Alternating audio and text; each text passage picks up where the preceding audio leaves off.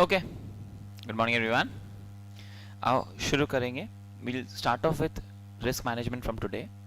First 15-20 minutes कुछ basic instructions दे रहे हैं आपको, how to handle the paper and how to prepare now, so that 1.5 days of preparation goes well for us, and more importantly you are able to do this well in the 3 hours.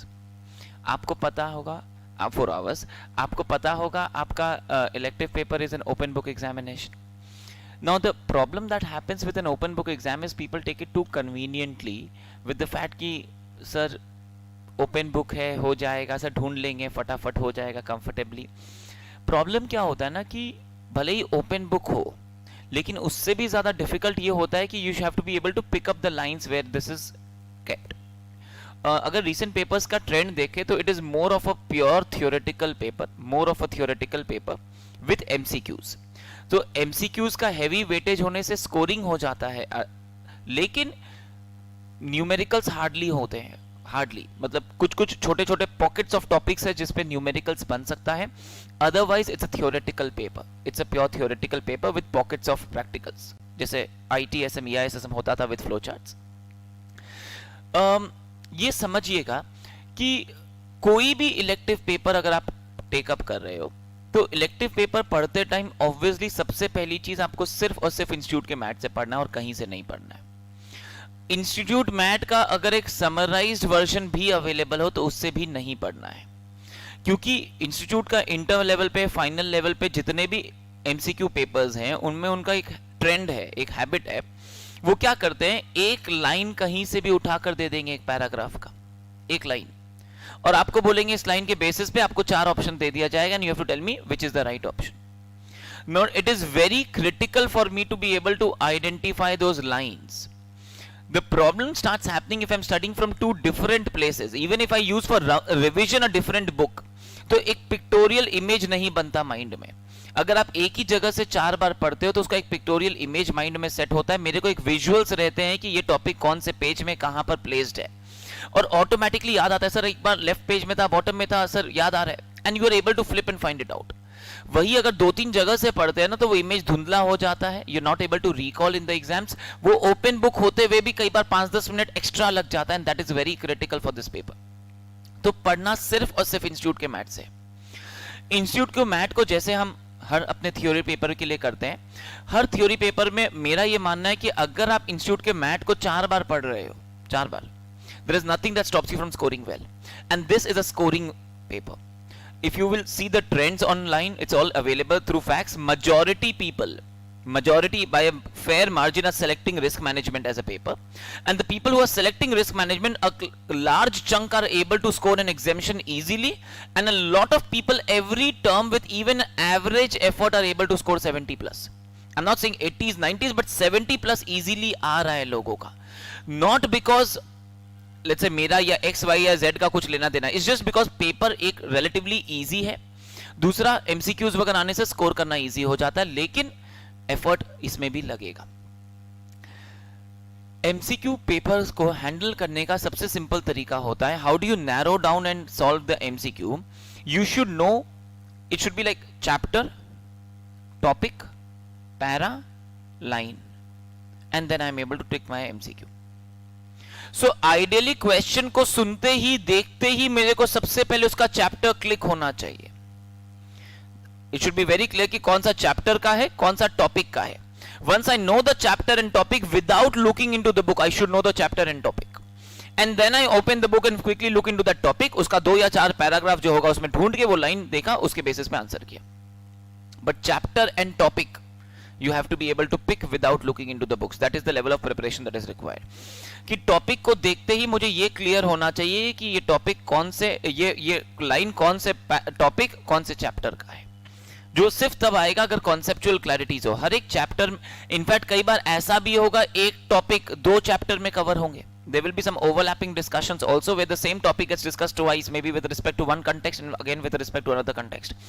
So when there are similar topics in different chapters, the book will give you a hint. There will be some keyword in that sentence that tells you कि ये इस chapter वाला topic का है या ये इस chapter वाला topic का है. You have to be able to pick it out. अब हम अगर रिस्क का बात करें, ये रिस्क मैनेजमेंट तो सब्जेक्ट ही है सर, हर जगह हम लोग रिस्क का बात करेंगे, अलग अलग टाइप का रिस्क मैनेजमेंट का बात करेंगे, अलग अलग टाइप के रिस्क का बात करेंगे, भर भर के बात करने वाले हैं. That's all that we will keep discussing. लेकिन what kind, what area, there are specific chapters for specific types of risk that we will discuss. So pick those lines, pick the chapter and the topic comfortably. इसलिए पढ़ते time ये ध्यान रखना है कि आपको chapter topic comfortable हो. Chapter topic comfortable है, उसके बाद आप इजीली एमसीक्यूज हैंडल कर पाओगे. डिस्क्रिप्टिव क्वेश्चंस जितना अब देख रहे हैं करंट ट्रेंड्स में, पहले तो बड़े बड़े 15 मार्क के भी क्वेश्चंस आए हुए हैं, ठीक है ना, 15-20 मार्क सिंगल क्वेश्चंस भी इलेक्टिव पेपर्स के पेपर में. लेकिन अब ट्रेंड ये है कि 3-4 क्वेश्चन आ रहा है 5 mark 7 mark, 5 mark 7 mark, 6 mark. That's how the trend is. Descriptive questions जो आ रहे हैं, एमसीक्यूज जो आ रहे हैं, ऑब्वियसली एमसीक्यूज है 5x2, 5 एमसीक्यू 2-2 मार्क, ठीक है ना. तो 5x2 इज द एमसीक्यूज. और उसके बाद हर एक, जैसे अपने लिए 5 केस स्टडीज दे दिया, तो हर एक केस स्टडी के अंदर 5x2 एमसीक्यूज वगैरह हो गया 3-4. सो 30, 40, 50 मार्क्स एमसीक्यूज में निकलेगा.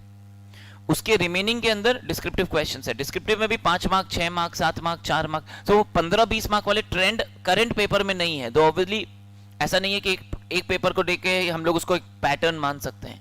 पास्ट में हुआ भी टोटल पास्ट ही इसका 4 टर्म का है सर, ठीक है ना. तो कहीं ना कहीं लेकिन जो करंट समझ में आ रहा है कि they are more incline towards keeping more number of questions and average number of marks. क्योंकि 20 मार्क का क्वेश्चन करते हैं तो सर वो बीकॉम का क्वेश्चन बन जाता है, ठीक है ना. फिर सर पन्ने पे क्वेश्चन आ जाता है rather than on the content. तो इसीलिए इंस्टीट्यूट ने वापस उसको क्या किया है, मार्क्स को थोड़ा कम करके डाइवर्स क्वेश्चंस पूछना शुरू किया, which is I think good. क्योंकि 20 मार्क के क्वेश्चन में पहला बात तो ये समझ में नहीं आता कितना लिखे, कहां से कितना कंटेंट डाले. बुक भी है, केस स्टडी भी सामने में, लेकिन कितना कंटेंट उठा के डाले. ओके, केस स्टडीज ऑब्वियसली ये समझिएगा कि केस स्टडी को अल्टीमेटली टैकल और हैंडल और आंसर आईसीआई के मैट के बेसिस पे ही आपको करना होगा, ये हमेशा याद रखना. तो अल्टीमेटली हम ये नहीं कि हम खाली केस को जनरल नॉलेज पे आंसर करेंगे. At the end of the day you have to use 3 things. You have to use the case study का content, you have to use your awareness content, and you have to use ICI content must in your answer. तो कहीं ना कहीं अगर मैं एक topic को relate करके पूछ रहे इन दिस केस इस पर्सन को क्या क्या रिस्क एप्लीकेबल होगा, या इन दिस केस इस पर्सन के लिए कौन कौन सा टाइप का बिजनेस रिस्क एप्लीकेबल है, तो आईसीआई के मैट में हो सकता है 10 बिजनेस रिस्क एप्लीकेबल दिया हुआ. हमारे लिए उस 10 में से इस केस में कौन कौन सा रेलेवेंट एप्लीकेबल होगा, you answer. And if you want to write a very good answer, you start your answering by business risk can be of the following types. In the given case these are the factors that are relevant and hence these are the risks that are applicable. तो आप दोनों दिखा दो कि sir मुझे तो सारे आते हैं, मुझे लगता है इस केस में ये एप्लीकेबल है. हो सकता है आपने 10 में से 6 एप्लीकेबल आपको लगा, 6 लिखा, उसने सोचा कि अरे ये 2 क्यों नहीं लिखा, ये भी 2 भी एप्लीकेबल है. एग्जामिनर आप ये लिख दो कि मेरे को तो 10 आते हैं, लेकिन मेरे हिसाब से इस केस स्टडी पे 6 रिस्क ये वाले एप्लीकेबल होते हैं. That's how you write a smart answer. So in your case studies also the questions will connect you to ICI content. Will connect you to ICI content. ICI content पूरा निचोड़ कर, ऐसा नहीं है पूरा एज इट इज लिखना है, निचोड़ कर अपने लैंग्वेज में सिंप्लीफाई करके शॉर्ट करके लिखना है, और फिर केस स्टडी से रिलेट जरूर करवाना है. ऐसा नहीं है कि ICI खाली 5 पॉइंट दिया तो 5 पॉइंट एज इट इज लिख कर आ गया, you are not gonna score. You have to connect it to the case study and ultimately you are going to be solving and answering for the case study according to ICI content. तो वो दोनों को अपने answer में incorporate करना जरूरी है. खाली केस स्टडी के बेसिस पे भी आंसर करके आ जाएंगे सर, हमें तो लग रहा है ये जनरल नॉलेज पे आंसर कर दिया, नहीं चलेगा. खाली बहुत अच्छी बात है, लेकिन ICI कंटेंट को भी अपने आंसर में इनकॉर्पोरेट करवाना है. You have to incorporate both, only then it becomes a scoring part for you. Okay, coming to our paper risk management. ये समझिएगा कि we will start with very basics. So today session we will keep it very light and very basic as well. Risk and management book आपको ये बताता है कि हर business पे बहुत टाइप के रिस्क होते हैं, और अलग अलग टाइप के रिस्क अलग अलग स्पेसिफिक रीजन या जॉनर या बिजनेस के नेचर से भी आते हैं. लेकिन हर बिजनेस पे कुछ जेनेरिक रिस्क होंगे, कुछ स्पेसिफिक रिस्क वगैरह भी होंगे, और हर बिजनेस कुछ रिस्क लेने को तैयार होगा. हर बिजनेस कुछ रिस्क लेने को तैयार होगा और कुछ रिस्क नहीं लेना चाहेगा. जो रिस्क लेना चाहेगा उसको आप एक्सेप्ट करोगे, जो रिस्क आप नहीं लेने को तैयार होंगे आप उसको कवर करोगे. फाइनेंस के लैंग्वेज में बोले तो हेज करेंगे. अब उसको कवर करने के लिए, हेज करने के लिए आप सिंपल सा इंश्योरेंस ले सकते हो, सिंपल सा उस काम को आउटसोर्स कर सकते हो, या कोई ना कोई और रकम का कवर लगा सकते हो। तो ideally every business is gonna be exposed to various kinds of risk and nobody wants to take excess risk. Nobody wants to take an excess risk. So you want to take a risk that you are comfortable with. So you manage your risk and keep it within your acceptable levels. That's risk management. How do we focus on this subject of ours? So the first couple of chapters is going to be very basic. The first chapter we introduce the concepts of risk to you. Risk क्या होता है? Risk के कई सारे components होते हैं, वो क्या होते हैं, रिस्क को मेजर करने के लिए क्या क्या फैक्टर्स देखना चाहिए, एक नॉर्मल में क्या क्या टाइप के रिस्क होते हैं, एक जेनेरिक कंटेंट हमारे लिए आएगा. चैप्टर 2 में फिर हम आएंगे रिस्क को सोर्सेज ऑफ रिस्क के लिए, कि क्या क्या बिजनेस में रिस्क के सोर्सेज हो सकते हैं, कहां से रिस्क आ सकता है. Risk can come from customers, risk can come from environment, risk can come from government, risk can come from the nature of the business. There can be various sources from which risk can come on to the business. We will come on to those. There are some very specific and interesting chapters. Credit risk. Credit risk यानी default, credit, उधार, credit का risk, उसको major करना. Management of debtors बचपन में करते थे, IPCC inter management of debtors करते थे. क्रेडिट रिस्क, तो क्रेडिट रिस्क होता है, उसको मेजर वगैरह करना, अलग अलग मेथड से मेजर करना, मैनेज करना. We will discuss. Corporate governance, ये वर्ड सुना है आपने लाइफ में? वेरी गुड, फंस गए. क्या होता है?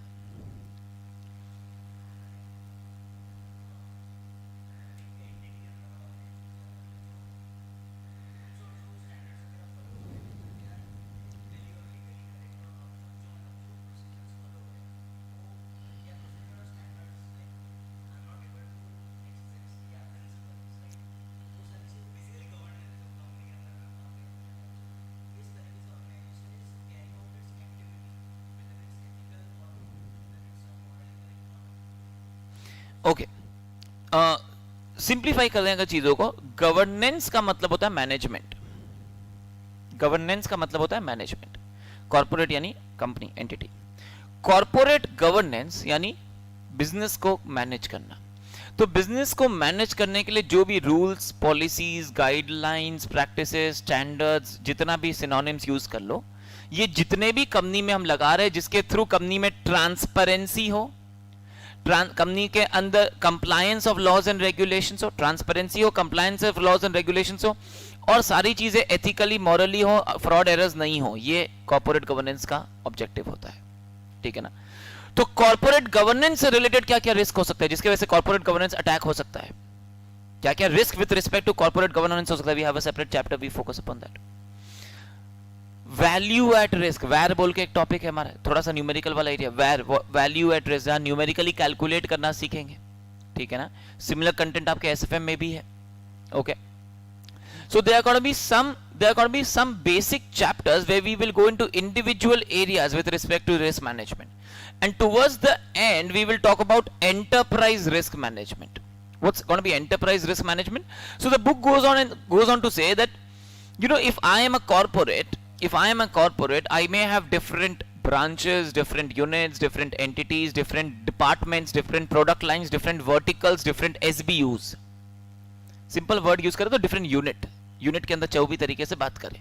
अब हर एक यूनिट अपने रिस्क को मेजर करेगा. अगर अलग अलग SBU की तरह है, अगर अलग बिजनेस यूनिट की तरह है, ये सब तो अपना अपना रिस्क मैनेजमेंट करेंगे.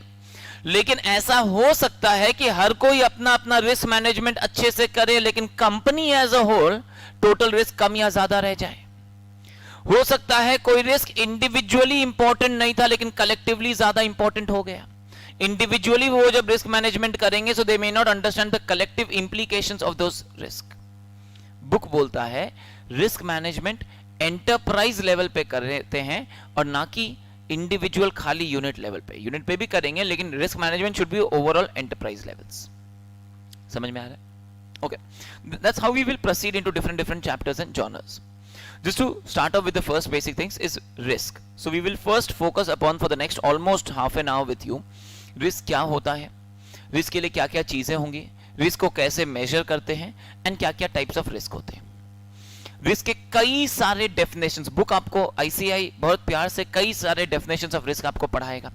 पहले जेनेरिक डेफिनेशन पढ़ाएगा, फिर डेफिनेशन ऑफ रिस्क एज पर आईसीएआई पढ़ाएगा, और फिर risk as definition of risk as पर अदर स्टैंडर्ड्स भी पढ़ाएगा। आपको पता होना चाहिए। Obviously again open book exam है, तो हमारे को ऐसा नहीं है कि हमारे को सारा लर्न करना है, हमारे को समझना है और हमारे को ये पता होना है कहां पे क्या है, बस।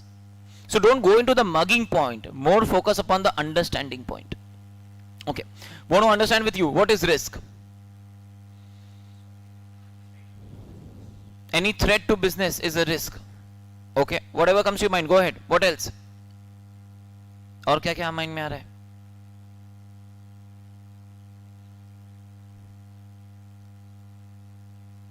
बोलो बोलो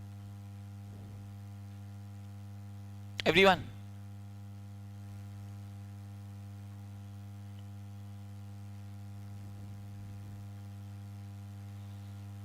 Is risk positive or negative or both?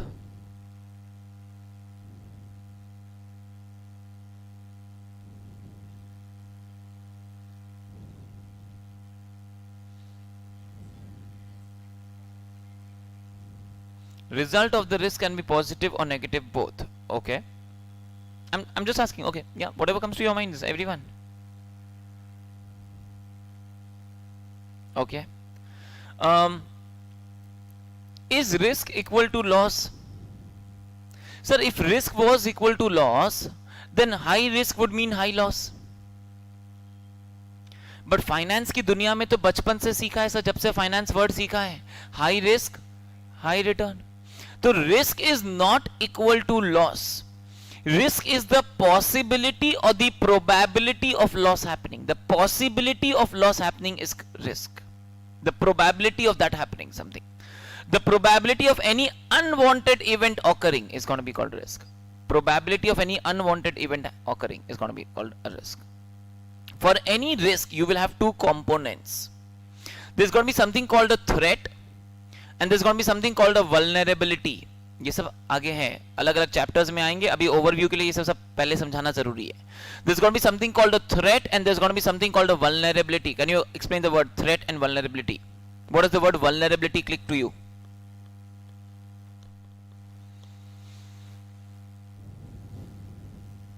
बोलो बोलो, tell.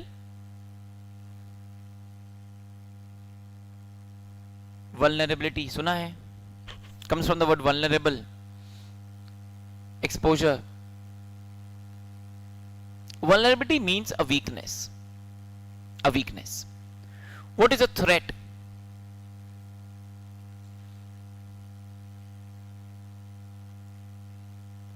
Threat is going to be any action or event that can exploit the weakness. Any action or event that can exploit the weakness. Any agent that can exploit the weakness. For example, अगर मैं अपने business में cash box खुला रखूं, it's a vulnerability, it's a weakness. मैं रखता नहीं, but example के लिए अगर मैं कैश बॉक्स खुला रखूं, इट्स अ वल्नरेबिलिटी, वीकनेस। लेकिन अगर मेरे सारे इंप्लॉइज इतने ट्रस्टवर्दी है कि किसी के भी मन में ऐसी इच्छाएं नहीं जागती जैसा आप सोच रहे हैं, तो क्या दिक्कत है? रामराज है। And on the contrary, if let's say I am constantly surrounded by thieves, चारों ओर चोरों से घिरे हुए हैं हम सर, लेकिन हमने इतना स्ट्रॉन्ग कंट्रोल्स लगाया है कि पत्ता भी नहीं हिल सकता मेरी मर्जी के बिना,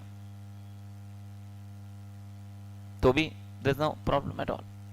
But जहां एक वीकनेस होगा मेरे सिस्टम्स एंड कंट्रोल्स में, and if I am attacked by a threat, then I can have losses and exposures. हम ये समझाना चाह रहे हैं रिस्क के लिए दो चीजें हैं और दोनों जरूरी है, एक वल्नरेबिलिटी और एक threat. Vulnerability is a weakness, threat is a agent that can exploit that weakness. लेकिन अगर वीकनेस है, कोई थ्रेट नहीं है, तो भी कोई लॉस नहीं होगा।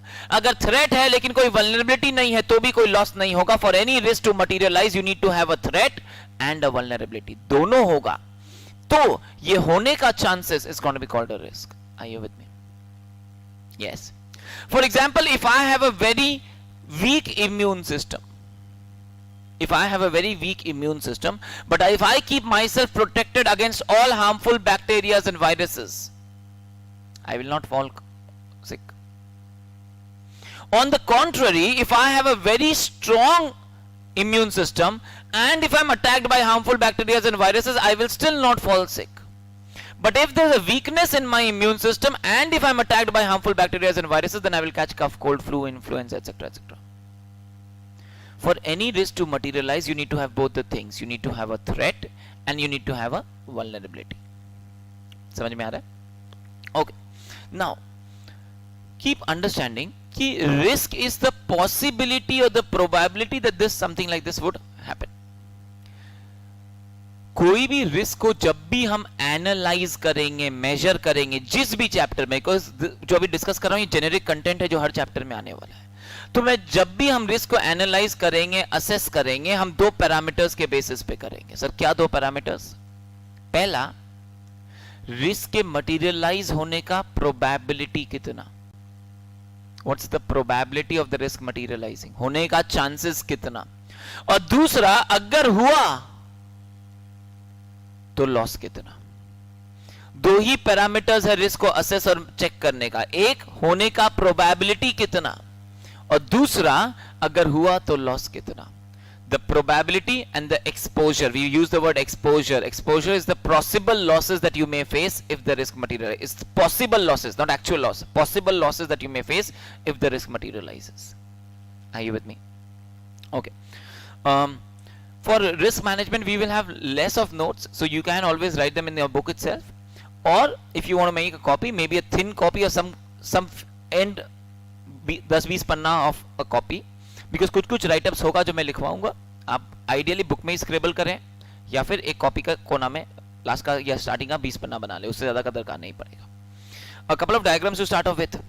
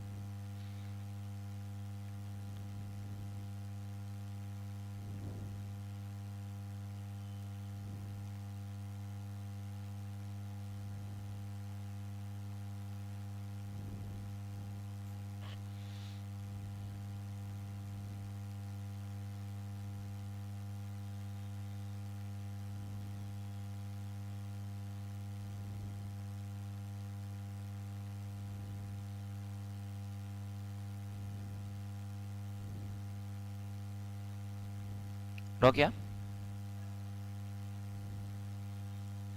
Vulnerability is a weakness. कोई सिस्टम में वीकनेस होगा, कोई बिजनेस में वीकनेस होगा जिसके वजह से एक्सपोजर का चांसेस होगा. Exposure is the amount of loss that you can face. या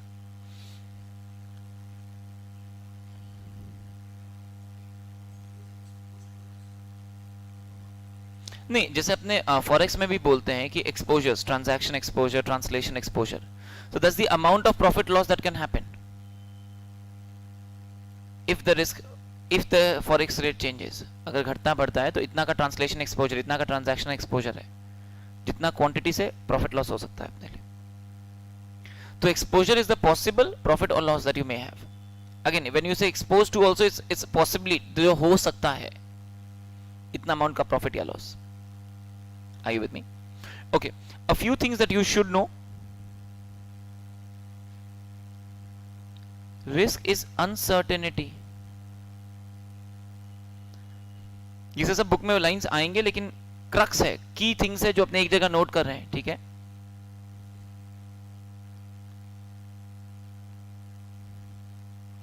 रिस्क may have जो अभी तक डिस्कस किया उसी में से निकाल रहे हैं. पॉजिटिव और negative consequences, that is, it may be an opportunity or a threat.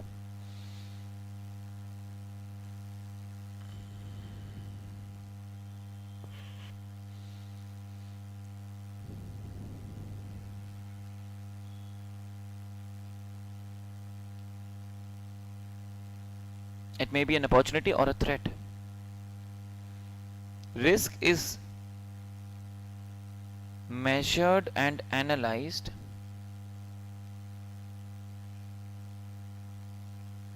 on two parameters.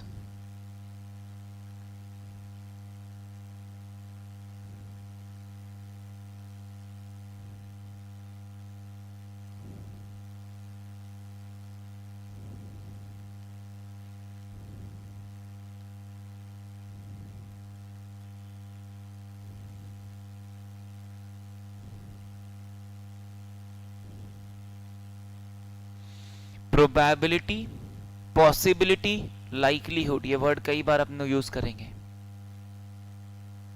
Impact, exposure, consequence.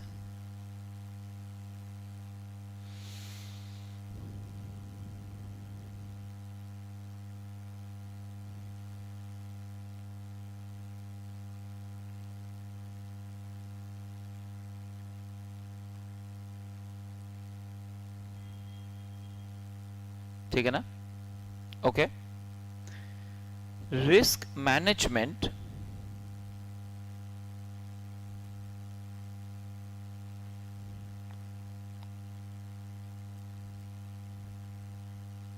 is to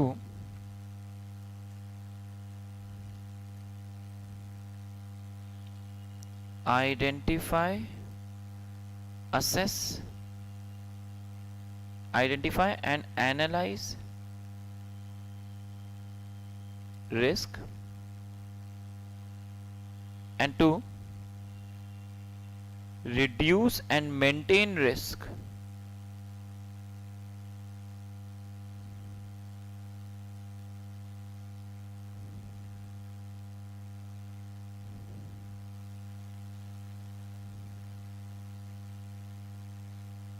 And to reduce and maintain risk within acceptable levels. To identify and analyze risk and to reduce and maintain risk within acceptable levels.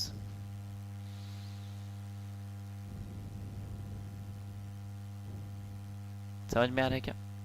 इसमें दो word पे अगर आप ध्यान दो sir, reduce and maintain, इसका implication अगर आप समझो,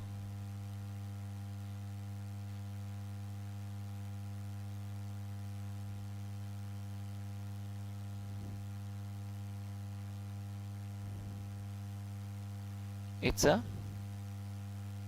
continuous process.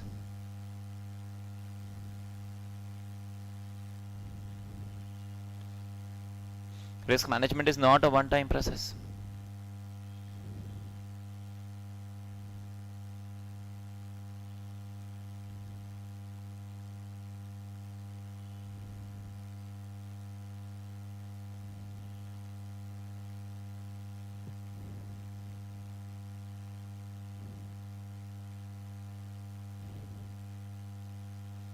ओके, चलते हैं. बुक में बहुत कुछ डिस्कस करने को है हमारे लिए. अभी first almost half an hour further we will only discuss what is risk. अलग अलग डेफिनेशंस ऑफ रिस्क, अलग अलग एग्जांपल्स देके समझाएंगे व्हाट इज रिस्क. बार बार दो तीन चीज पे ध्यान देना. चार चीज हमेशा आपको बार बार दिखेगी. थ्रेट वर्ड बार बार आएगा, वल्नरेबिलिटी वर्ड बार बार आएगा, रिस्क में हैव अपॉर्चुनिटी और थ्रेट फॉर अस बार बार आएगा, risk is measured using probability and consequences बार बार आएगा. These are things that will keep coming in. दो तीन पैरा में एक बार बार बार ये चीजें दिखेंगी. पिक करते चलेंगे क्योंकि क्रक्स पार्ट है जो हमारा, वो हमने लिख लिया एक साथ अपने लिए. अब बुक में चलते हैं, आ जाइए. Some basic definitions. Risk derives from the Italian word risco, which means danger और रिस्क का है, विच मीन्स टू डेयर, और French word for risk. Risk is a choice rather than a fate. Risk and reward are two sides of the same coin. ठीक है ना, risk and reward साथ साथ चलता है, इसलिए high risk and high reward होगा, low risk and low reward होगा. A business event, if it occurs, can have a positive or negative impact on the business objectives. समझ में आ रहा है ना? अंडरलाइन कर लीजिएगा please. Risk may have a positive or negative impact for us. Generally, when we discuss risk, we fall into the trap of thinking that risk have inherently negative dimension. That is a general thing that लोगों को लगता है risk है यानी कुछ डर है, loss है. However, one should be open to those risks that create positive opportunities also. Risk negative नहीं होता, खाली positive भी हो सकता है. There's a proverb, accept the inevitable and turn it into your advantage. That is what you do when you take business risk to create opportunities. मतलब sir बोला, sir अगर मार्केट में कुछ होना है, आपको पता है, आप उसको रोक नहीं सकते, तो आप क्या कर सकते हो? उसी को अपने लिए एक एडवांटेज में कन्वर्ट कर लीजिए. एक्सेप्ट द इनएविटेबल, जो इनएविटेबल है, जिसको आप नहीं कुछ कर सकते, accept it and turn it into your advantage. Are you with me? तो जो inevitable है, that cannot be avoided, accept it and turn it into an advantage for yourself with respect to market. Risk arises because of uncertainty, unknown consequences.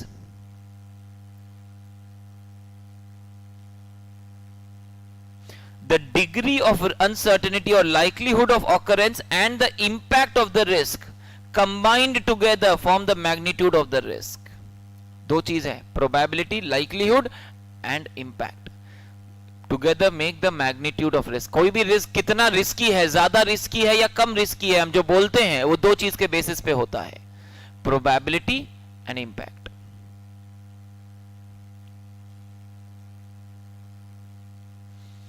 We are moving towards the definition of risk. Okay. Achievement of organizational objectives is clouded by uncertainties that both possess threats as well as opportunities. Risk के वजह से threat भी होगा, risk के वजह से opportunities भी होगा अपने लिए. In a large sense, risks are those uncertainties that may have an opportunity or threat arising out of actions and events. Clear है? बेसिक खाली डेफिनेशन है हमारे लिए. की चीजें जो थी वो हमने लिख लिया है.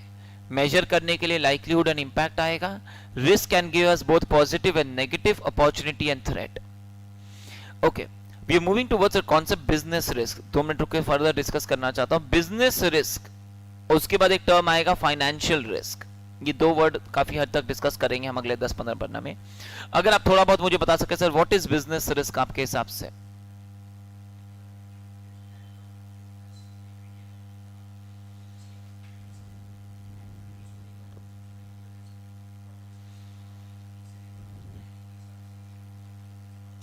बिजनेस का एक्टिविटीज ठीक से नहीं हो रहा है, प्लानिंग के हिसाब से एक्टिविटीज नहीं हो रहा, उसके वजह से जो लॉसेस का चांसेस है, that is business risk. Okay, anything else? बोलो ना. Risk relating to business is business risk sir. Okay, तो which is also correct obviously. Business risk book बोलता है business exists to achieve, अगर हम इंटर से आए, to achieve its vision, mission, goals and objectives. SM. तो बोला कोई भी business exists to achieve its vision and mission, to achieve its goals and objectives. And business risk is any risk, any event that may stop us, prevent us from achieving our objectives. Simple. उसको थोड़ा सा एक polish words में बोल रहे हैं हम लोग कि कुछ गड़बड़ होने का चांसेस, बिजनेस में कुछ गड़बड़ होगा, रुकावट होगा, काम नहीं कर पाएंगे, operations, all this ultimately deals to what? That we are not able to achieve our objectives. So any event, action that may stop us from achieving our objectives in the business, that's going to be called business risk. ठीक है ना? Book बहुत technical words में जाएगा, simple words में जाएगा, बहुत depth में समझाएगा. ICI है, ठीक है ना? We will pick the important lines that we feel, we will read a few lines, mark a few lines, we will keep doing like we are studying. लेकिन concepts पहले है बिजनेस रिस्क. दूसरा एक risk आएगा financial risk. अगर आप बता सके फाइनेंशियल रिस्क, बोलो बोलो.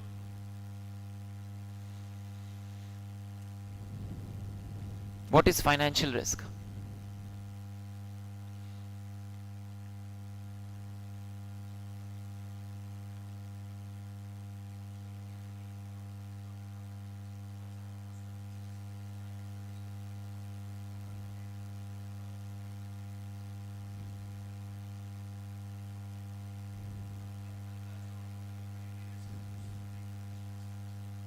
ओके मे बी हम आप जो बोलेंगे हम सब में हाँ बोलेगा. अभी हम खाली आपसे आंसर ले रहे हैं. वर्किंग कैपिटल का रिस्क, सॉल्वेंसी का रिस्क, लिक्विडिटी का रिस्क. इस बार मत बोलना risk with respect to finance. नहीं मतलब और भी कुछ अगर सोच सके. हाँ जी, इंटरेस्ट रेट रिस्क वगैरह. ओके फाइनेंस को अगर थोड़ा सा साइड में रखे, अगर फाइनेंशियल रिस्क का बात करें हम, तो बोला financial risk is the possibility of facing financial losses. Simple. Financial losses can be in terms of loss of profit और loss of assets.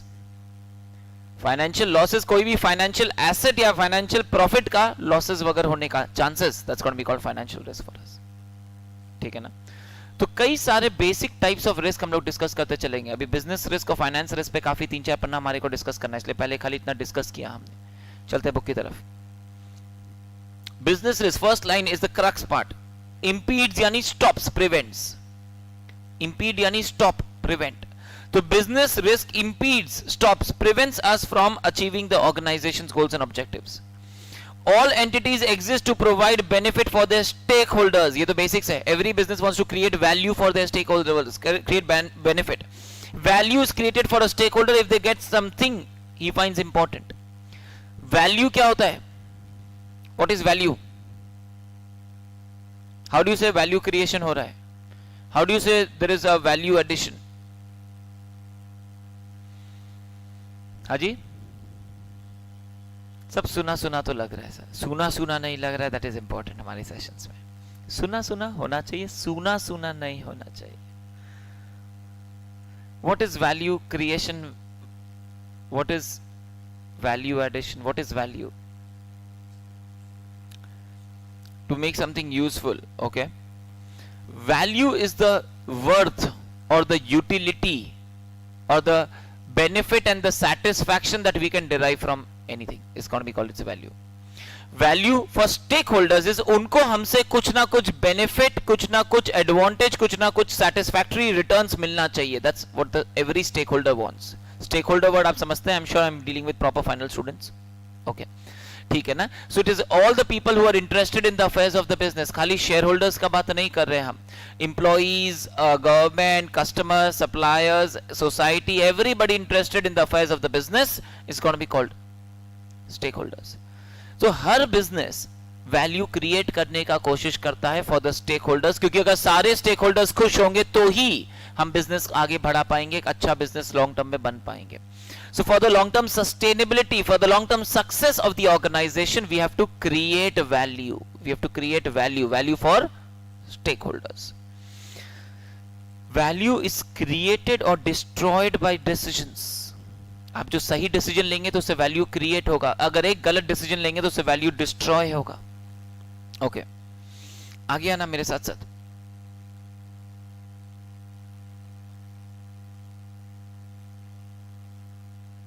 Today's business is constantly changing. ये वर्ड आप कई बार इंटर से बचपन से सुनते आ रहे हैं. डायनामिक एनवायरनमेंट होता है, कॉन्स्टेंटली चेंजिंग है. It is unpredictable, volatile, and becoming more complex every day. Goes without saying sir, आज से 20 साल पहले आप अगर आप बड़ों से पूछेंगे बिजनेस करना जितना कन्वीनियंट था, कोई भी बिजनेस, उतना आज नहीं रह गया है। ग्लोबलाइजेशन का इंपैक्ट है, न्यू टेक्नोलॉजीज का इंपैक्ट है, ई कॉमर्स का इंपैक्ट है। Today the world is so heavily connected that it's changing more dynamically, more faster and with a bigger magnitude of change. तो ऑटोमेटिकली बिजनेसेस आज के दिन में उतना कंफर्टेबली लेड बैक नहीं चल सकता। Businesses have to run proactively, you can't have a laid back attitude in the business and survive. It is fraught with business. Fraught मतलब फिल्ड, चारों ओर से घिरा हुआ, भरा हुआ, okay, filled up to the brim. Organizations thus face uncertainty and they are not able to precisely determine the likelihood and impact। वापस घूम फिर के इसलिए क्रक्स जो था स्टार्टिंग में दिया, हर पन्ने में हर 2-4 लाइन में मिलेगा, उसी को खाली आपको डिटेल्स में दिखाएंगे, समझाएंगे। Risk management enables management to deal with risk by reducing their likelihood or downsizing the impact। वापस क्रक्स अगर क्लियर है ना, लाइंस कंफर्टेबल लगेगा। रिस्क दो चीज के बेसिस पे मेजर होता है, उसका मैग्नीट्यूड, उसका होने का चांसेस, प्रोबेबिलिटी और उसका इंपैक्ट। तो अगर मेरे को रिस्क को कंट्रोल करना है, मैनेज करना है, तो किस तरह करूंगा? या तो लाइक्लीहुड को कम कर दूंगा या इंपैक्ट को कम कर दूंगा। अब अर्थक्वेक समझते हैं ना, उसका रिस्क है मेरे लिए, है ना, हो ही सकता है एक दिन अर्थक्वेक आए और इसी बिल्डिंग के नीचे आए, हो सकता है। प्रोबेबिलिटी कम या बेसी है, लेकिन वो मेरे हाथ में नहीं है, वो मैं कंट्रोल नहीं कर सकता। इस बिल्डिंग के नीचे का ढांचा चेंज कर दूं, ये कर दूं, वो कर दूं, मेरे हाथ का नहीं है। मैं क्या कर सकता हूं?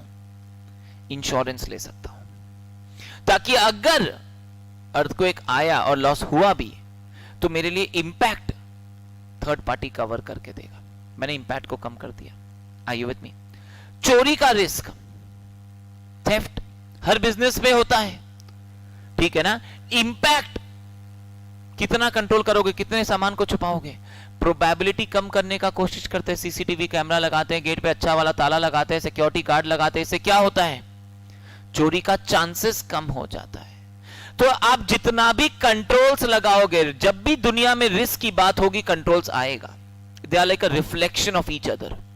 रिस्क है इसलिए कंट्रोल्स है, कंट्रोल्स सिर्फ रिस्क को कवर करने के लिए होता है। So when you put any kind of internal controls, हम आपको वापस लेके चलेंगे आपके फेवरेट, कहां गया?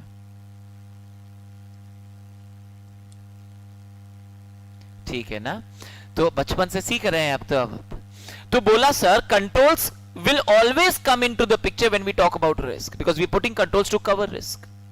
तो आप कंट्रोल्स लगा के करने का क्या कोशिश कर रहे हो सर? या तो लाइक्लीहुड कम करने का कोशिश कर रहे हो या इंपैक्ट कम करने का कोशिश कर रहे हो। Let's keep it simple. Okay, come back, आजा वापस कंटिन्यू करके रीड कर रहे हैं। It aims to protect the value created by the organisation, but also not only the value created but also its future opportunities. जब हम risk को कम करते हैं तो एग्जिस्टिंग वैल्यू को प्रोटेक्ट करने का कोशिश करते हैं, फ्यूचर अपॉर्चुनिटीज को प्रोटेक्ट करने का कोशिश करते हैं। Historically risk was seen as an evil that should be minimised और मिटिगेटेड। समझ में आ रहा है? पहले लोगों को लगता था रिस्क यानी कुछ खराब है, नेगेटिव है, अवॉइड करिए सर, ये रिस्क है यानी दूर रहो इससे, तो इसमें रिस्क है। Are you with me?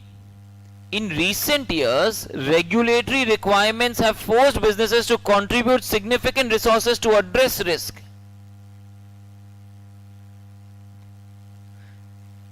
To achieve sustainable success, business have to continuously identify, assess, measure and manage risk. Risk को पहले आइडेंटिफाई करते हैं कि भाई मेरे कंपनी में कितना रिस्क एप्लीकेबल है, 2 रिस्क है, 5 रिस्क है, 50 रिस्क है, 100 रिस्क है। Identify, list the risk. क्या बिजनेस का सारा रिस्क इक्वली इंपॉर्टेंट होता होगा? यस और नो? यस और नो? Obviously no sir. कुछ रिस्क ज्यादा इंपॉर्टेंट होते होंगे, ज्यादा रिस्की होंगे, कुछ रिस्क कम इंपॉर्टेंट होंगे। तो पहले बोलता है आइडेंटिफाई द रिस्क, फिर बोलता है असेस द रिस्क, कितना रिस्क रिस्की है। आइडेंटिफाई करेंगे, असेस करेंगे और फिर उसको रिड्यूस करना है, मैनेज करना है, कंट्रोल करना है, मिटिगेट करना है। मिटिगेट यानी रिड्यूस, ठीक है ना, मिटिगेट करना है, मैनेज करना है, to achieve the business objectives. ये बड़ा इंटरेस्टिंग एक लाइन कमिंग अप है। बुक बोलता है absence of risk management is like frog in the well syndrome. What is a frog in the well syndrome, पता है आपने? पता है, सुना है? बोला सर जब एक फ्रॉग एक वेल में होता है, वेल वेल समझ, कुआं, तो जब एक मेंढक एक कुएं में होता है तो उस कुएं के बाहर नहीं देख पाता, कितना भी छलांग मारे उसको कुआं ही दिखता है और उसे ये लगता है कि यही दुनिया है, this is the whole world, there is nothing beyond it, जिसमें हम हैं। जिसमें हमें मतलब ऐसा मेंढक को लगता है कि this is the entire world and this is it, we don't have anything else beyond this, यही दुनिया है और मैं इस दुनिया का राजा हूं। Frog in the well syndrome, that this is the world that you find. तो बोला सर क्या होता है ना, वो उतनी सी दुनिया में रहकर खुश रहता है कि बस यही है जो है। बोला जब आप रिस्क को मैनेज नहीं कर रहे हो तो आपको लग रहा है कि बस सब ठीक है, यही है, सब ऐसे चल रहा है और ऐसे चलता रहेगा, कोई प्रॉब्लम नहीं, हमको क्यों कुछ करने का दरकार है। Frog in the well is a Chinese idiom which means a person who is a narrow or close minded person who does not have a vision, जिसका एक नजरिया दूरदृष्टि नहीं है, ठीक है ना, जिसके पास संजय नहीं है, दूरदृष्टि Sanjay Mahabharat, okay. So ideally you need to be a visionary to be able to foresee, you need to be a visionary to be able to foresee and accordingly plan and take steps in advance, that's risk management. When you do business management, sir बचपन में जब management सीखा था, management was 5 things: planning, organizing, staffing, directing, controlling। पहले staffing आता है, planning, organizing, directing, staffing, control. पहले staffing, directing, जो भी अच्छा पहले शॉर्टकट याद था सर हमारे को तो। So ideally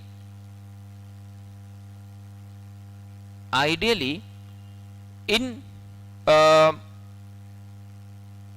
management the entire process, the entire management process starts with planning, which is about being a visionary. You have to be able to foresee, you have to be able to understand, predict. तो अगर आप visionary होंगे तो ही आप management कोई भी रकम का कर पाएंगे, इंक्लूडिंग रिस्क मैनेजमेंट। समझ में आ रहा है? Yes yes yes, okay. A frog living in the well believes that it is the only world and nothing beyond it exists. And nothing beyond it exists. Clear है क्या? Yes, okay.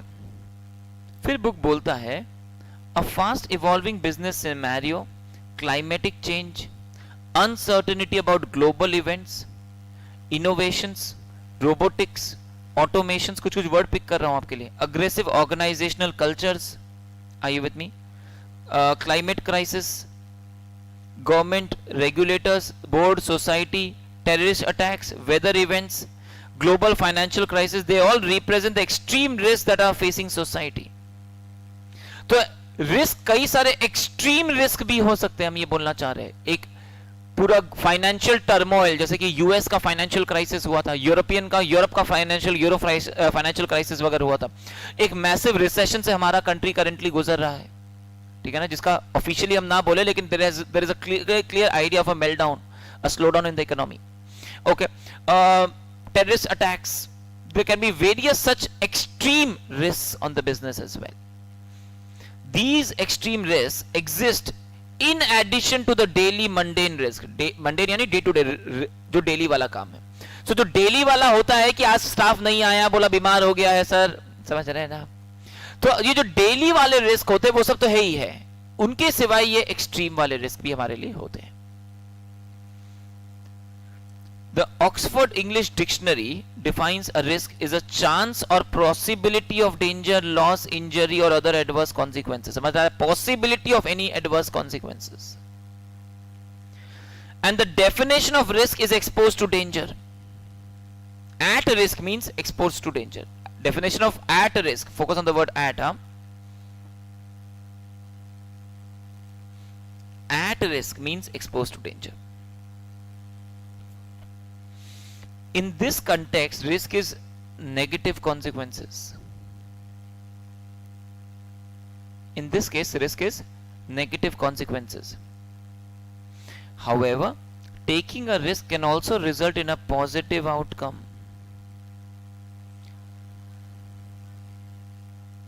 जो ऊपर हमने कहा ना, risk means expose to danger, जो Oxford dictionary का context हुआ, जैसे ऑक्सफोर्ड खाली क्या बोला, it is a possibility of danger, possibility of loss, possibility of injury, यानी खाली नेगेटिव कॉन्सिक्वेंस का बात कर रहे हैं। पॉजिटिव हो सकता है ये तो बोल ही नहीं रहा डेफिनेशन, तो वहां हम सिर्फ नेगेटिव एंगल कर रहे हैं कि possibility of loss is risk. लेकिन सर रिस्क तो अपॉर्चुनिटी भी हो सकता है, ये तो हमने बोला आपको। तो ऑक्सफोर्ड का डेफिनेशन के हिसाब से हम सिर्फ नेगेटिव एस्पेक्ट कवर कर रहे हैं, लेकिन फिर नेक्स्ट लाइन में बोला however taking a risk can also have a positive outcome. घूम के हमने वापस यही बोला कि रिस्क में है पॉजिटिव और नेगेटिव आउटकम्स, अपॉर्चुनिटी और थ्रेट।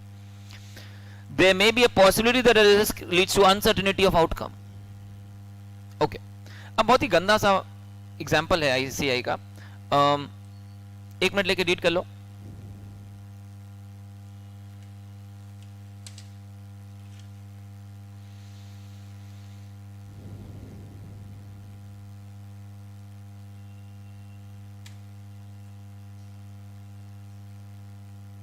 हाँ मतलब बहुत ही स्टूपिड सा है।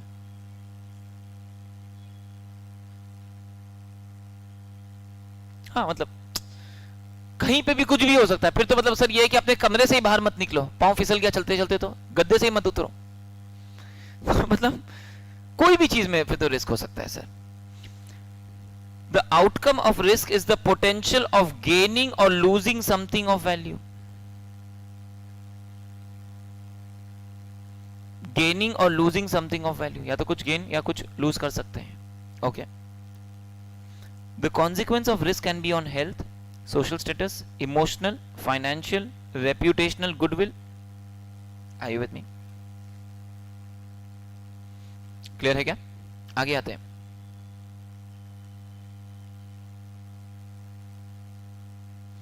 Now as usual, ICI examples. A fisherman starting a sea voyage on a fishing expedition may result in loss of his life. सी में जा रहे हैं बोट पे, वापस आएंगे या नहीं आएंगे, तो सर गाड़ी में भी जा रहे हैं तो भी क्या पता। An infant climbing on a window pane may result in damage or injury. मतलब और कितना कितना नेगेटिव एग्जांपल्स दे सकता है। A corporate launching a new product in the marketplace may result in failure, thereby leading to financial and reputational loss. ये तो खाली negative ही examples दे रहा है। Business dictionary defines risk perception. Perception word का मतलब पता है क्या? बताओ। View point, how do you look at your perception, your view और way of looking at something. It is the belief whether rational or irrational is like a disclaimer कि sir वो सही है या गलत है हम ये नहीं बोल रहे, but business risk perception is a belief held by an individual, group or society about the chance of occurrence of a risk or about the extent of magnitude. वापस दो चीज, रिस्क परसेप्शन यानी आपको क्या लगता है, दो चीज, कितना प्रोबेबिलिटी है, कितना इंपैक्ट हो सकता है। समझ में आया क्या? रिस्क परसेप्शन इज आपका परसेप्शन, आपको क्या लगता है कि कितना प्रोबेबिलिटी है या कितना इंपैक्ट हो सकता है। ओके,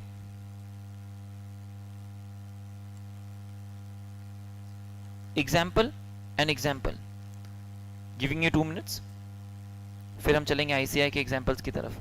2 मिनट लेके रीड करिए प्लीज।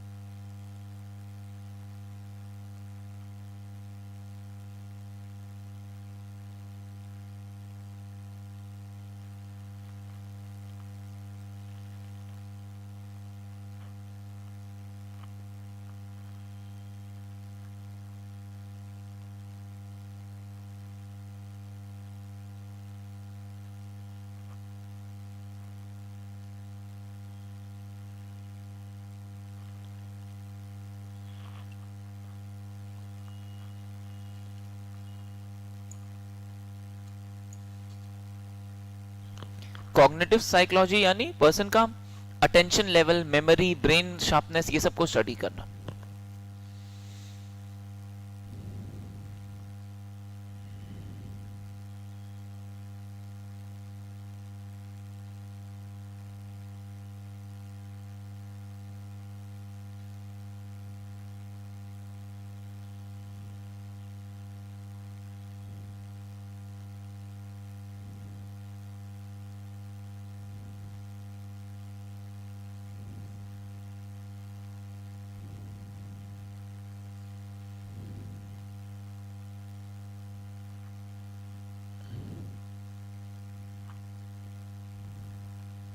बड़ा examples, a family of fisherman starting a sea voyage. पहले एक सिंगल फिशरमैन का एग्जांपल दिया, फिर बोला family of fisherman. Okay, a home alone infant climbing on a window pane, a corporate launching a new product service in the market place without market research. ये riskier हो गया as compare to above. आप अकेले जाते risk होता, पूरा परिवार साथ में जा रहा है, ज्यादा रिस्क है। Are you with me? Infant window के खिड़की के ऊपर चढ़ गया, खिड़की का पेन पे, ये रिस्क है, और वो घर पे अकेला था। आप नया प्रोडक्ट मार्केट में लॉन्च करो, वो भी without market research. Are you with me? Riskier word पे फोकस है। Probability and relationship with the value. Probability that the actual return will be lower than the expected return. याद है ना, alpha ER minus RE, SFM portfolio. Okay, the probability that a satellite launch may succeed or fail, the probability of a loss in value in case of securities trading, अगर आप shares खरीदे हैं और shares का दाम गिर जाए, basic. Okay, ऐसे 315 ICAI का रिस्क एंड कंट्रोल से रिलेटेड एक ICAI का एक अकाउंटिंग स्टैंडर्ड है, standard auditing standards, sorry, standards on auditing, ऐसे। इसके अंदर focus is mainly on controls, it deals with controls, but it has a lot of discussion with respect to risk. Okay, so बोला defines the term significant risk in the context of auditing as an identified and assessed risk of material misstatement that in the auditor's judgment requires special audit consideration. Significant यानी कुछ material होगा, significant यानी material, जो इतना important होगा कि जिसके लिए कुछ एडिशनल ऑडिट एफर्ट या अटेंशन देने का जरूरत होगा। That's significant. ICAI standard on internal audit, auditing standards का बात करें, ERM enterprise risk management, short में इसको ERM बोलेंगे, बहुत बार आएगा अपने सिलेबस में। Defines risk is an event which can prevent, hinder and fail to further to achieve, obstruct the enterprise in achieving its objective. Simple, घूम फिर के बात वही था sir. Anything that stops us from achieving our objectives is gonna be a business risk वाला risk. A business risk is a threat that can event that will adversely affect the enterprise's ability to maximize value and achieve its objectives. Language change किया, घूम फिर के वही बात कर रहे हैं। Risk can cause financial disadvantage. Risk can cause financial disadvantage, financial losses. For example, additional cost or loss of funds or assets. या तो खर्चा ज्यादा लग जाएगा या कोई एसेट का लॉस हो जाएगा, this is risk.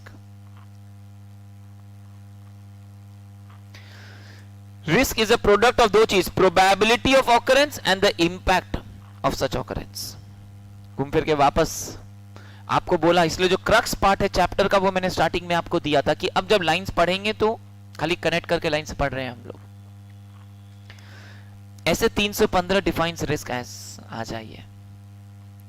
A risk resulting from significant conditions, events and circumstances that could adversely affect the ability to achieve objectives. वापस, business risk is that stops us from achieving our business objectives. Definition of risk कई सारा है हमारे लिए, कुछ कुछ अच्छा risk का डेफिनेशन है जो मैं चाहूंगा कि आप पढ़ें। ओके, रीड प्लीज, 2 मिनट दे रहे हैं आपको, साथ साथ में रीडिंग असाइनमेंट है, खाली ध्यान से रीड साथ में करते हैं मन में।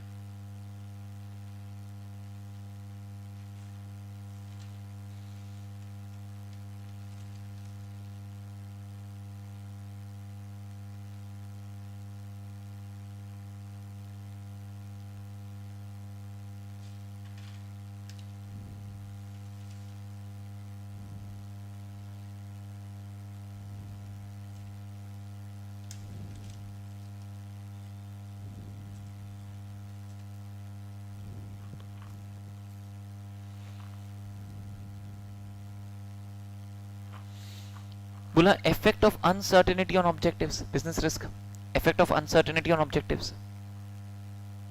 Also, risk is often described as an event or change in circumstances or a consequence. Uncertainty of an event occurring that could result in an impact on the achievement of the objectives, that could have an impact on the achievement of the objectives.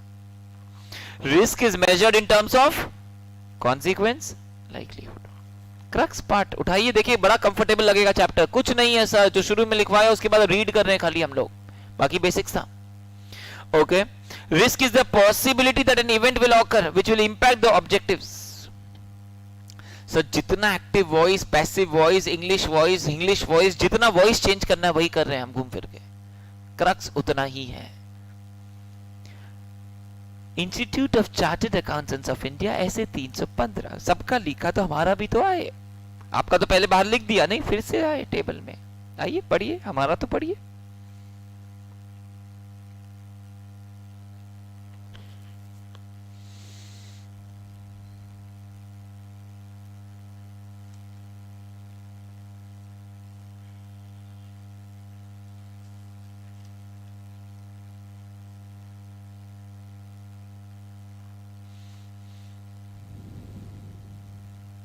पता नहीं उनको क्या समझ में आया, फिर लिखा ICIS 315.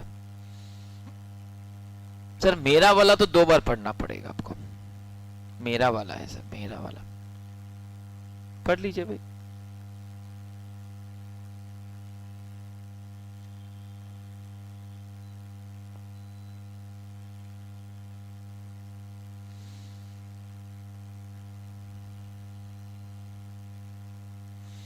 A risk resulting from significant conditions, circumstances, or inactions that could adversely affect the entity's ability to achieve its objectives.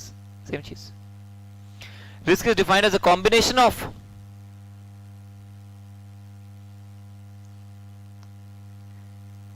Cracks को पकड़ के रखना.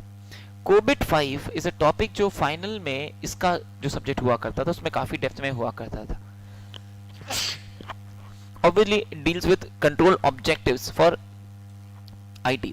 तो कहीं ना कहीं कंट्रोल्स लगाते टाइम ऑब्जेक्टिव्स क्या क्या होगा ये कोबिट 5 बताता था.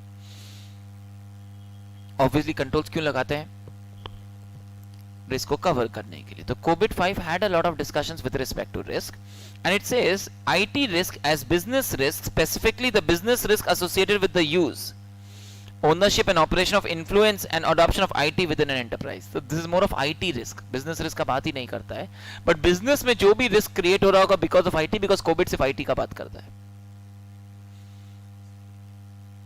SOD segregation of duties, that is just a small, it is not just SOD can be one point somewhere in COVID, but COVID says कि आपको IT में कुछ additional risk होते हैं और उसको कवर करने के लिए क्या क्या कंट्रोल ऑब्जेक्टिव्स आपको कवर करना चाहिए. बिजनेसेस अलग होंगे, उनका नेचर्स अलग होगा, बट कंट्रोल ऑब्जेक्टिव सबका सेम होगा. तो it gives you a standard list of control objectives irrespective of industry and genre, so that you can have एक चेकलिस्ट की तरह हो जाएगा अपने को कंट्रोल लगाते टाइम. दैट्स व्हाट कोविड डील्स विद. बेसल 2, अब तो बेसल 3 वगैरह आ चुका. Basel 2 is operational risk as the risk resulting from inadequate और failed processes. This includes legal risk but excludes reputational risk. सबका अपना अपना वर्जन ऑफ रिस्क का डेफिनेशन है. आपने सबका पढ़ा. Even after internal auditing perspective, an organization with well established risk management processes decreases audit risk. Are you with me? अगर risk आप मेजर करोगे तो ऑडिट रिस्क भी कम हो जाएगा. सिंपल सा बात है. 1 minute, what is audit risk?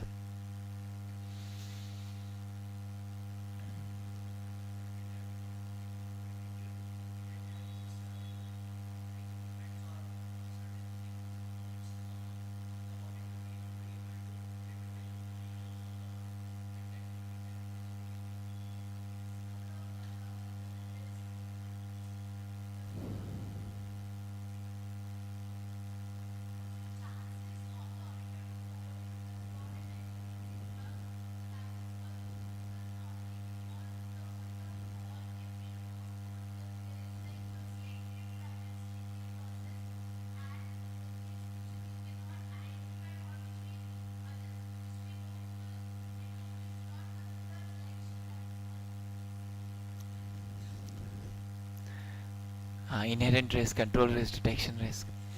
Audit risk is any, like she said correctly also, uh, any events that may occur that may not be appropriately dealt with in the audit process, because of which the auditor may give an inappropriate opinion. Ultimately audit risk is कि हमारा जो opinion हम दे रहे हैं वो गलत हो जाए, क्योंकि हमने कुछ चीजें ओवरलुक कर दी या मिस कर दी या हमारे पास आया ही नहीं, क्योंकि हम सिर्फ रीजनेबल अश्योरेंस देते हैं, एब्सोल्यूट अश्योरेंस नहीं देते हैं, the words that you wanted to say. तो ऑटोमेटिकली उसके वजह से कहीं ना कहीं अगर मेरा ओपिनियन गलत हो जाता है, ये होने का चांसेस इज ऑडिट रिस्क. तो बोला अगर आपके यहां प्रॉपर रिस्क मैनेजमेंट हो रहा है तो रिस्क कंट्रोल्ड होगा, तो मेरा ओपिनियन गलत होने का भी चांसेस कम हो जाएगा. Where the organization has a formal enterprise-wide risk management program, the auditor would assess its adequacy and compliance to decide whether to rely on the risk register where found reliable, and then focus on auditing the risk responses to significant risks. बोला sir अगर आप risk management कर रहे हो तो आप risk को identify करोगे, रिस्क को क्लासिफाई करोगे, कौन सा सिग्निफिकेंट रिस्क है, कौन सा कम सिग्निफिकेंट रिस्क है. और अगर मैं आपका रिस्क मैनेजमेंट को स्टडी कर लूं तो मुझे यह समझ में आ जाएगा कि अगर आपने रिस्क मैनेजमेंट सही सही किया है तो आपने जितना रिस्क सिग्निफिकेंट समझा है मुझे सिर्फ उतना ही स्टडी करना पड़ेगा.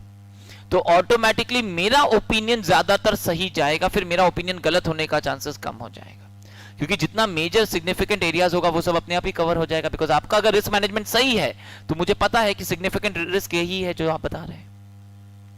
Are you with me? By relying on the significant risk as determined by management, the auditor will become more audit will become more efficient. क्योंकि फिर हमसे वही significant risk पे फोकस करेंगे जो आपके रिस्क रजिस्टर्स में होगा, आपके रिस्क मैनेजमेंट के बेसिस पे निकला होगा. इतना सारा डेफिनेशन पढ़ाया, लेकिन फिर बोला एक बार वापस से मेरा वाला पढ़ो ना. ऐसे 315 requires auditors to design and develop risk assessment procedures. Auditor को भी रिस्क को असेस करना होता है, बिकॉज जब आप ऑडिट कर रहे हैं, the nature, extent and timing of audit procedures depends upon the reliance that the auditor can place upon the internal control system. So as a part and as a beginning of the audit procedure, we have to assess the internal control system. और control क्यों लगाते हैं? Risk को cover करने के लिए. तो auditor को सबसे पहले रिस्क को स्टडी करना पड़ता है, उसके बेसिस पे कंट्रोल सिस्टम को स्टडी करना पड़ता है, और कंट्रोल सिस्टम के असेसमेंट के बेसिस पे मेरा ऑडिट प्रोसीड्यूर्स डिटरमाइन होता है. Such risk assessment procedures comprise of the auditor procedures performed to obtain an understanding of the entity. सबसे का पहला काम करते हैं अंडरस्टैंडिंग द एंटिटी. याद है ना, ऑडिट प्रोसीड्यूर्स किया भी होगा कुछ ने, बाकी तो पता नहीं. Performing understanding the entity and its environment. Entity का इंटरनल कंट्रोल सिस्टम को समझते हैं. Identify and assess the risk. Are you with me? Okay.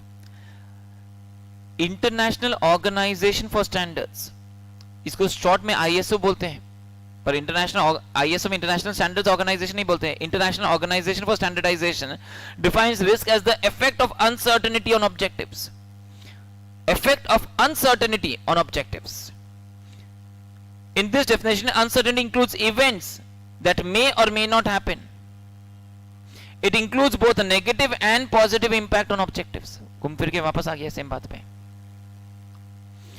This definition was developed by an international committee of over 30 countries. तो काफी high level of research के बाद एक definition बना है. Risk is the effect of uncertainty on objectives. Are you with me? अभी तक सिर्फ डिस्कशन हम कर रहे थे what is risk and what is business risk, खाली डेफिनेशंस पे फोकस किया है आपके साथ. क्रक्स पार्ट जितना है वो स्टार्टिंग में आपके मिल चुका है. Moving on to the next risk जो हम बात कर रहे हैं, डिस्कस करते टाइम ये सब कर चुके हैं, इसलिए अब रीड एंड राइट मोड में हम खाली. मेरी क्लासेस दो अलग अलग मोड में चलती है. पहला is discussion mode. Discussion mode में आपको क्रक्स समझाएंगे, रेलेवेंट होगा लिखवाएंगे, बट वी डिस्कस. फिर है रीड एंड राइट मोड, जहां सिर्फ बुक में रीड एंड राइट करते चलेंगे. जैसे आपका गुड नाइट आता है active mode and double active mode में, वैसे हमारी क्लासेस भी आती है.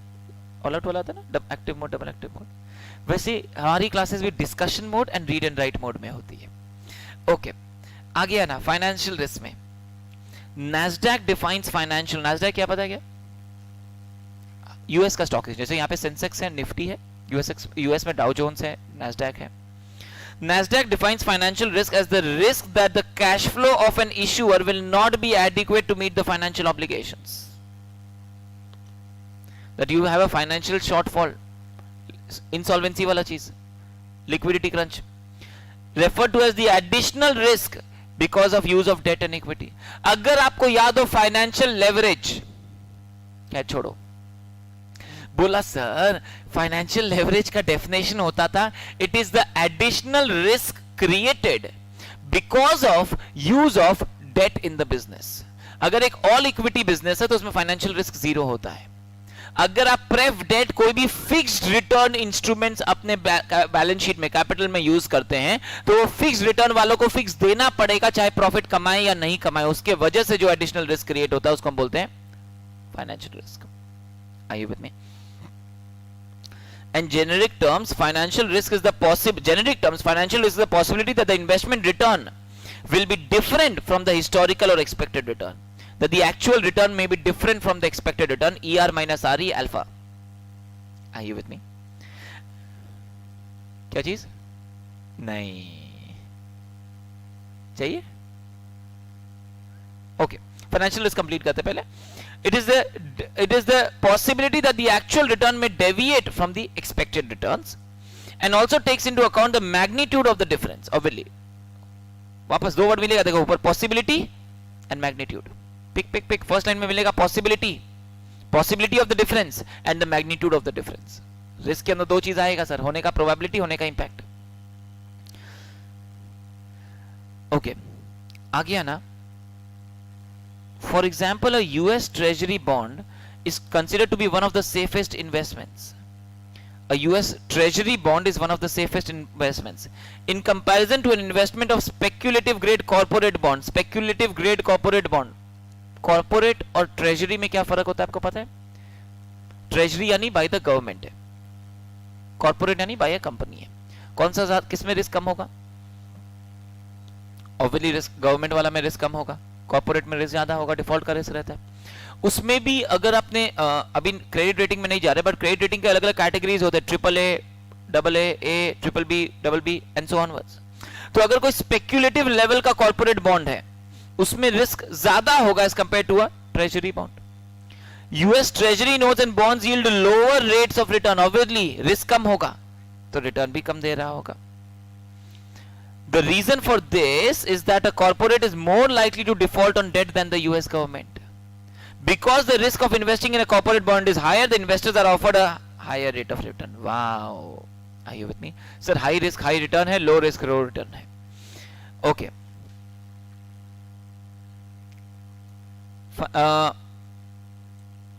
एक लाइन अंडरलाइन करके रखिएगा. The concept of real time risk has gained a lot of attention. What is real time risk, sir? बोला real time risk is the possible probability of instantaneous or near instantaneous loss due to flash crashes, market crisis, malicious activity by selected market participants and other events. तो कोई अगर कुछ भी अगर system crash के वजह से हो या कोई इंसान के मैलिशियस इंटेंट के वजह से एक साथ मैसिव लॉस रियल टाइम साथ इंस्टेंटेनियसली होना, रियल टाइम रिस्क. एक एग्जांपल है, 1 मिनट लेके रीड करना.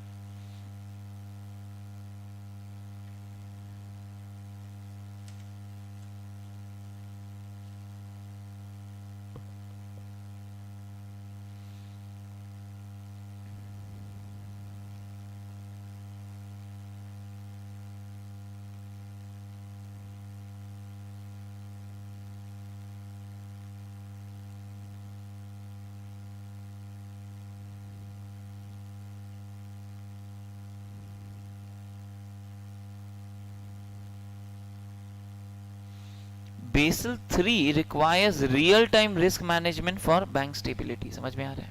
इसीलिए बैंक्स में रियल टाइम स्टेबिलिटी के लिए रियल टाइम सारा चेकिंग मैचिंग वगैरह होता रहेगा ताकि मैसिव कोई फ्रॉड ना हो जाए. क्लियर हो रहा है? बिजनेस रिस्क, फाइनेंशियल रिस्क वगैरह.